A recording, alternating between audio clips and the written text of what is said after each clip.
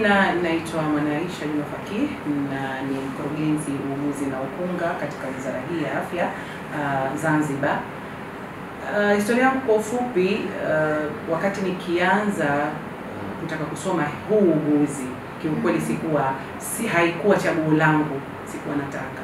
Nilikuwa napenda kazi moja inaitwa air hostess. Nilikuwa nipenda sana.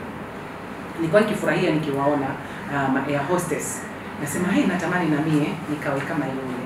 Lakini wazee wangu wakaniambia hapana, kimaadili na ni vitu kama hivyo vilikuja. Sasa tunakuchagulia hii hapa ambayo inafanana, utatoa huduma, lakini pia utapokuwa unatoa huduma unapata thawabu nyingi sana kwa Mwenyezi Mungu. Haina maana kwamba labda air hostess upate hivyo vitu, lakini kwa wao haikuwa chaguo lao. Kitu ambacho nashukuru sana kwa kunielekeza kwa kunielekeza. Nilipofika baada ya kumaliza kusoma elimu ya sekondari ambayo ni form 4, kwa wakati ule ilikuwa ngumu sana, lakini baadaye nikaambiwa nikasome. Basi nikaenda nikasoma uuguzi. Na nilisoma hapa Zanzibar katika chuo hicho cha Mbweni, shule inaitwa Chuo cha Afya na Sayansi za Tiba. Nikasoma miaka 4. Nikasoma miaka 3 uuguzi na mwaka mmoja ukunga, ambao ulikuwa ni lazima. Wakati naingia katika maeneo ya hospitali, taweza nini? Yaani siwezi kuona mtu anatoka damu na huruma sana. Siwezi kuona mtoto anakufa. Ilikuwa ni shida.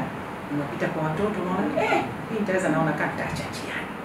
Lakini nikawa napewa moyo na walimu mpaka siku nikamaliza kwa ufaulu mzuri tu bila mwenyewe kutarajia. Na nilipenda, baada ya pale nilipenda kazi toka moyoni. Katika walimu wangu ambaye nilifanya na kunishajiisha hii kazi nipende ni Profesa Amina Abdulkadir, ni mwenyekiti wa baraza la uuguzi na ukunga mstaafu.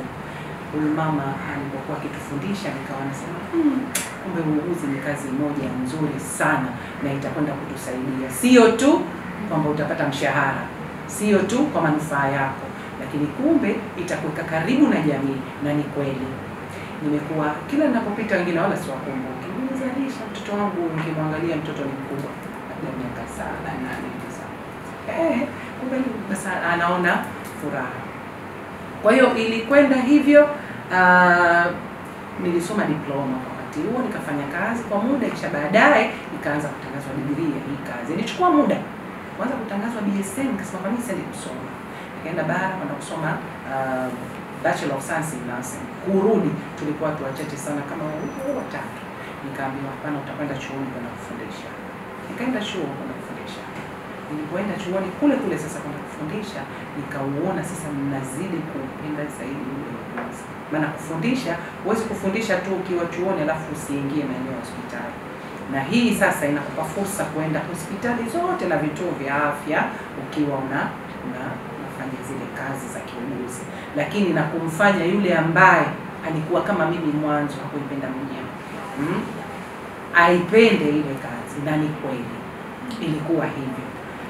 Mpaka siku ambayo nimeteuliwa kuwa mkurugenzi wa uuguzi na ukunga, nilitokea nikiwa Chuo Kikuu cha Taifa cha Zanzibar, mkuu wa idara hiyo ya uuguzi na ukunga. Hongera sana.